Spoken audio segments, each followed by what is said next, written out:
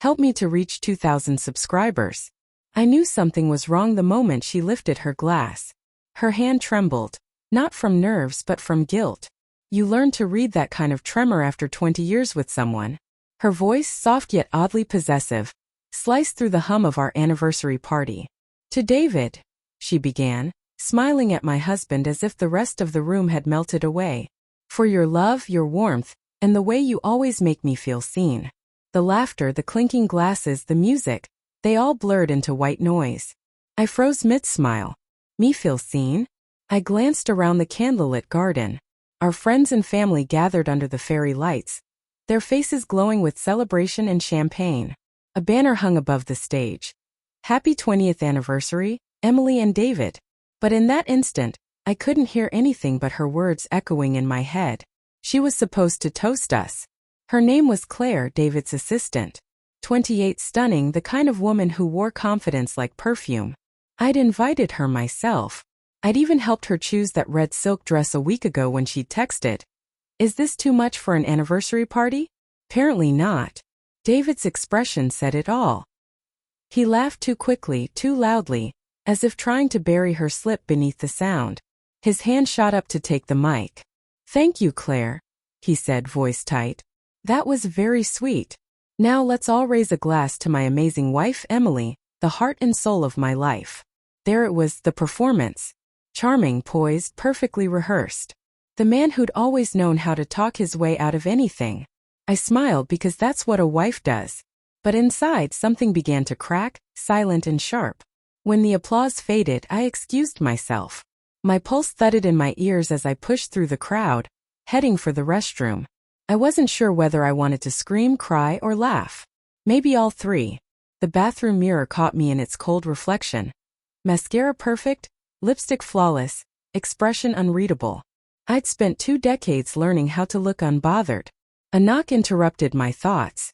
Emily. It was Claire's voice. I turned slowly. Yes. The door opened a few inches. Her face appeared, apologetic, pale but still beautiful.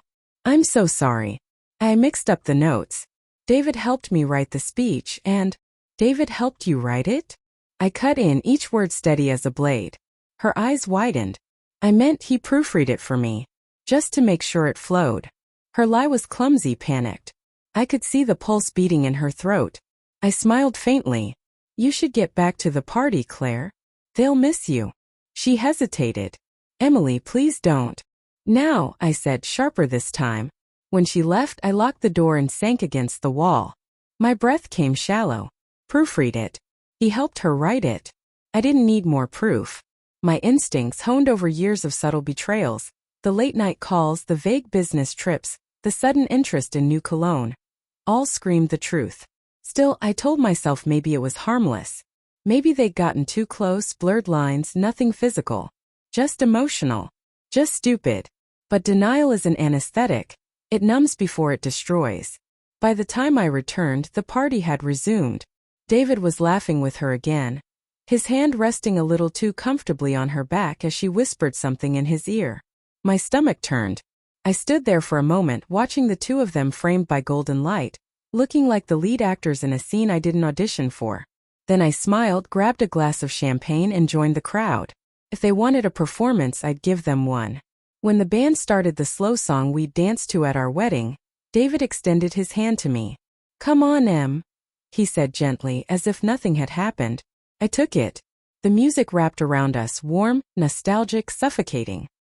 His hand on my waist felt foreign, like a stranger's touch. You okay? He murmured. Of course, I said, keeping my eyes on his. You and Claire make a good team. His smile faltered.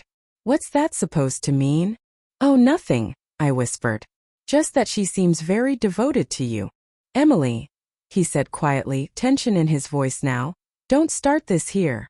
Why not here? I asked, still smiling. It seems like everything else happens here. The rehearsed words, the fake laughter, the wrong toast. He stopped moving. The band played on, oblivious. Let's talk later, he said firmly. But I'd already decided. Later was for people who didn't already know the truth. I leaned closer, my breath against his ear. Tell me, David, was she the reason you suddenly wanted to renew our vows? To ease your guilt? Or to convince yourself you were still the good guy? His eyes darkened. You're drunk. Not yet, I said softly, stepping back. But I will be. It's our anniversary after all. I turned and walked away before he could reply. The rest of the night passed in fragments. The laughter, the music, the soft rustle of silken secrets. I watched him whisper to her again, probably begging her to stay calm. My guest thought I was glowing. In truth, I was burning. When the last of them left and the fairy lights flickered low, I found David in the kitchen, sleeves rolled up, polishing the crystal glasses. He looked up. You've been quiet all night. I've been thinking, I said. About what? How funny it is, I began, setting down my empty glass, that the woman who toasted to your love didn't mean me. He froze. Emily. Don't lie, I said. Not tonight. You owe me that much. The silence between us thickened, heavy with the ghosts of 1,000 half-truths. Finally he sighed. It wasn't supposed to happen. She was there for me when you weren't. When I wasn't.